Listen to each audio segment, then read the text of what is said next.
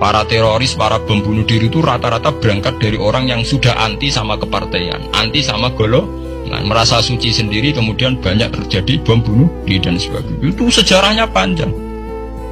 Memang samu gampang tapi urip ya. Sebab itu semenjak itu sudah ulama-ulama itu tidak senang sama orang yang merasa sok suci sendiri, benar. Loh, saya sering ditanya, Gus, sampean itu kan tidak berpartai. Terus kalau organisasi di Indonesia yang sampean ikuti apa? Tak jawab, asal NU atau Muhammadiyah itu mayoritas, saya hanya ada di antara dua itu. Asal mayoritas, masih mayoritas. Karena kalau tidak direduksi begini, kita akan ikut kelompok-kelompok kecil yang merasa benar sendiri. Misalnya kelompok-kelompok yang kecil-kecil sing aneh-aneh, itu kan mereka lebih orisinil. Tapi saat orisinil kelompok kecil tuh luwih ngeri. Misalnya kayak kemarin ada kelompok An-Nazir.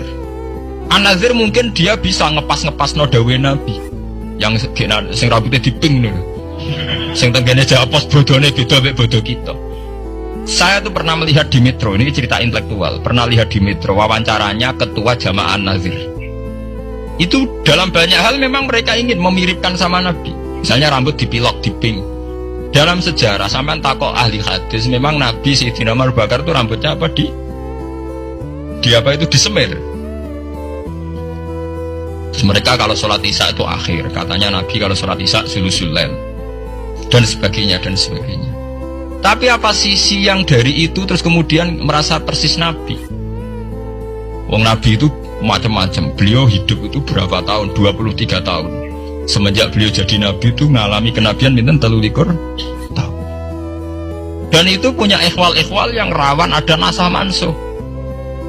Seperti sekarang di Pondok Indramayu, di mana-mana ada satu kelompok yang nganggep kehidupan sekarang itu adalah periode Makkiyah. Periode Makkiyah itu satu periode yang dimana sholat wajib rapati wajib, zina rapati haram, nyabu rapati. Ya ada kelompok-kelompok di kota-kota begitu. Di kota-kota juga banyak orang yang sama orang zina itu biasa, sama orang nyabu biasa. Mereka sendiri tetap mengharamkan zina, tapi nggak perlu dilawan. Sehingga polemik ketika FPI begitu, ada yang mengatakan periode sekarang itu mirip Makkiyah, di mana kemungkaran nggak perlu dilawan, yaitu bil hikmati wal mau'izatil hasanah.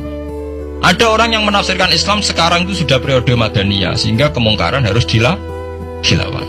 Yang kayak FPI itu yang anggap sekarang sudah periode Madaniyah.